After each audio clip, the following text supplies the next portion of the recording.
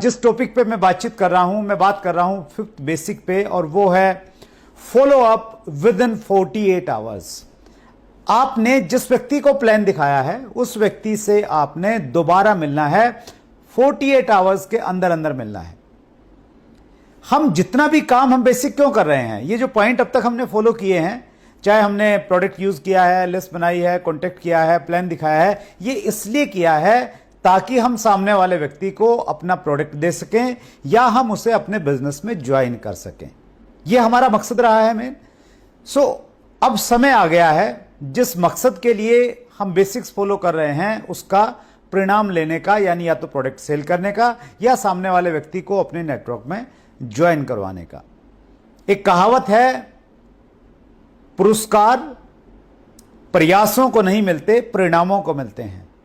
अगर आप अपने प्रयासों को परिणामों में कन्वर्ट कर पाए, रिजल्ट में उनको तब्दील कर पाए, तो ही आपको रिवार्ड्स मिलेंगे, तो ही आपको बेनिफिट होता है। जो भी हमने अब तक एक्टिविटीज की है वो इसलिए की है कि हम सामने वाले व्यक्ति को अपना प्रोडक्ट सेल करें। हम इसमें विस्तार से बातचीत करते हैं।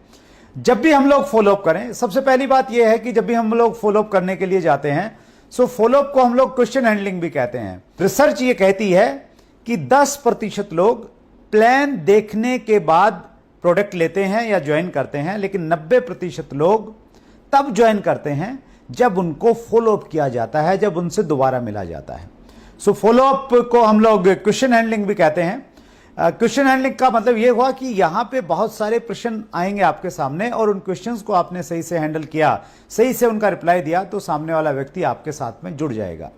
फॉलोअप कब करना है? फॉलोअप के जनरली हम लोग 5 फॉलोअप की बात करते हैं कि 5 बार आपको आइडियली आपको फॉलो करना चाहिए। पहला फॉलोअप कब करना है? पहला फॉलोअप प्लान दिखाने के तुरंत बाद किया जा सकता है। आपने किसी व्यक्ति को प्लान दिखाया, उसके तुरंत बाद भी आप फॉलोअप कर सकते हैं। अगर उस समय सामने वाला व्यक्ति आपके साथ, आपके बात से सहमत नहीं है, आपका प्रोडक्ट नहीं ले रहा है, तो आपने उस समय एक अपॉइंटमेंट फिक्स करनी है दोबारा मिलने की, और वो जो अपॉइंटमेंट है वो 48 घंटे के अंदर होनी चाहिए। इसलिए हम इसे कहते हैं फॉलोअप विद इन 48 आवर्स। इसके पीछे बहुत सारी साइंस है, हम लोग उस साइंस में नहीं जाएंगे। बस आपने ये याद रखना है कि अगर आपने किसी को प्लान दिखाया तो 48 घंटे के अंदर अंदर आपने उस व्यक्ति से दोबारा संपर्क करना है। संपर्क करें, फॉलोअप आपका कंफर्म बुक हो। उसके लिए एक बड़ा अच्छा तरीका यह हो सकता है कि जब आपने उसको प्लान दिखाया उस समय आप फॉलोअप किट एक रखें अपने पास में, जिसमें कुछ लिटरेचर हो, कुछ बुक्स हो, प्रोडक्ट कैटलॉग हो सकता है, वो वहां पे आप छोड़िए उस नए साथी के पास में, और आप कहिए कि ये आप देखिए, और प्रमोशन के साथ में वो चीजें वहां पे छोड़ के आइए, और आप उनसे समय लीजिए कि मैं अभी तो थोड़ा जल्दी में हूं, मैं दोबारा आपसे मिलूंगा, तो बताइए कल हम लोग मिले या परसों मिले। 2 ऑप्शन देके 48 आवर्स के अंदर अंदर आपने दोबारा फॉलोअप वहीं पे बुक कर लेना है। आप 48 आवर्स के बाद में मिले और उसके बाद में भी व्यक्ति अगर निर्णय नहीं ले पा रहा है तो आप परेशान मत होइए। अभी आपने 3 फॉलोअप और करने हैं, टोटल 5 फॉलोअप बताया गया है कि 5 फॉलोअप तक आपको करना चाहिए। आपने ध्यान रखना है कि जब भी आप किसी व्यक्ति से मिलने के लिए जा रहे हैं फॉलोअप में, या तो आप प्रोडक्ट सेल करके आएंगे, उसका केवाईसी लेके आएंगे, या नेक्स्ट कब मिलना है वो अपॉइंटमेंट की डेट और टाइम लेके आएंगे। दोनों में से एक चीज वापसी में आपके पास में होनी चाहिए। इस प्रकार से हम 5 फॉलोअप कर सकते हैं। जब हम लोग फॉलोअप करेंगे, फॉलोअप करते समय कुछ इंपॉर्टेंट पॉइंट्स है जिनका हमें हमेशा ध्यान रखना चाहिए। पहला पॉइंट है हैव पेशेंस। आपने धैर्य के साथ में बातचीत करनी है, उतावलापन मत दिखाइए, जल्दबाजी मत कीजिए। अक्सर जल्दबाजी में चीजें खराब हो जाती हैं। आप आराम से मिलिए, बातचीत कीजिए, पेशेंस रखिए अपनी बातचीत में। बी एंथुसियास्टिक, उत्साह में रहिए, एक्साइटमेंट में रहिए। आपको बोर नहीं होना है, आपको परेशान नहीं होना है कि आप तीसरे या चौथे फॉलोअप में जा रहे हैं और बंदा जो है बहुत पकाऊ है, बहुत सारे प्रश्न करता है, बहुत सारी क्वेरी करता है, बहुत नेगेटिव सी नेचर का है। आप जब भी मिले उत्साह में रहिए, क्योंकि एक लाइन मुझे बहुत अच्छी लगती है, selling is transfer of enthusiasm. अगर आप अपने एंथुजियाज्म को, अपने उत्साह को सामने वाले व्यक्ति में ट्रांसफर कर सकते हैं तो आप अपना प्रोडक्ट सेल कर सकते हैं। वो उत्साह आपका हमेशा बना रहना चाहिए। Do not over commit. आप जब फॉलोअप के लिए जाएं, कोई भी ओवर कमिटमेंट मत कीजिए, चाहे वो प्रोडक्ट के बारे में है, चाहे आप उसको किस प्रकार की सर्विसेज देंगे उसके बारे में है। ओवर कमिटमेंट करना मोरली भी ठीक नहीं है, और अगर आपने कुछ मोरल का ओवर कमिटमेंट किया और आप पूरा नहीं कर पाए तो वो आपके बिजनेस को कोलैप्स करने वाली चीज बन जाती है।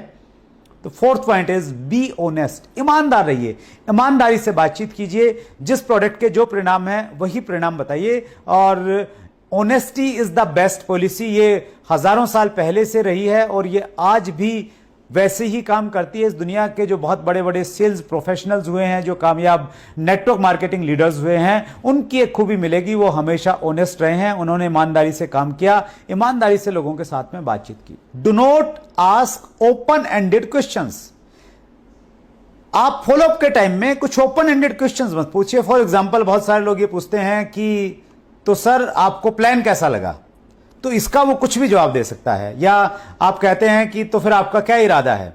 वही प्रश्न पूछिए जिनका रिप्लाई आपको पहले से ही मालूम है कि ये रिप्लाई आ सकता है। फॉर एग्जाम्पल, आप ये पूछ सकते हैं कि सर मैंने आपको 3 प्रोडक्ट के बारे में बताया, इन 3 में से आपको कौन सा प्रोडक्ट सबसे अच्छा लगा, तो शायद वो तीनों में से एक आपके सामने रखेगा। तो इस प्रकार के प्रश्न पूछिए जिनका पहले से ही उत्तर निर्धारित है। आपकी सीनियर अपलाइन इस बारे में आपकी सहायता करेगी।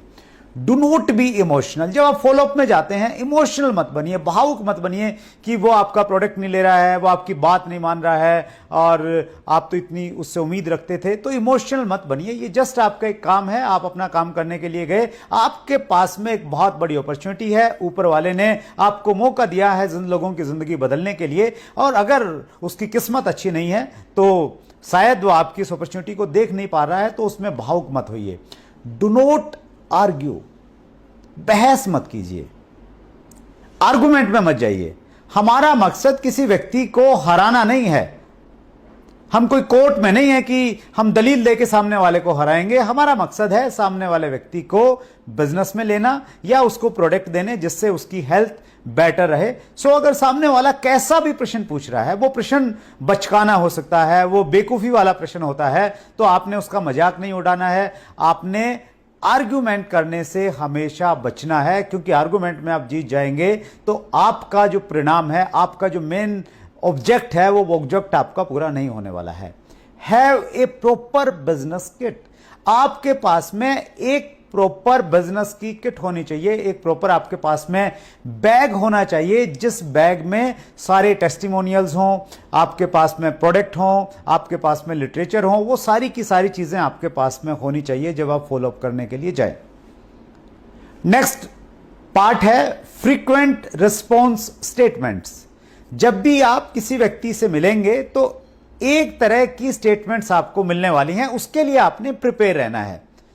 अगर ऐसी ऐसी बातें लोग आपसे पूछते हैं तो आप बिल्कुल परेशान मत होइए, क्योंकि आपको मालूम है कि ऐसी ही बातें सामने वाले लोग करने वाले हैं। क्या स्टेटमेंट्स होंगी? लोग कहेंगे आई डोंट हैव मनी, मेरे पास में 100 रुपया भी नहीं है सामान खरीदने का। आपको मालूम है उनके पास में पैसा है और वो बहुत सारा पैसा ऐसे ही उड़ा देते हैं, लेकिन आपने उससे आर्ग्यू नहीं करना है, आपने पेशेंस के साथ में बातचीत करनी, उसको आगे बढ़ाना है अपने तरीके से। लेकिन ये मान के चलिए कि लोग ऐसे ही स्टेटमेंट आपके सामने देंगे, आई डोंट हैव टाइम, मेरे पास में समय नहीं है बिल्कुल भी।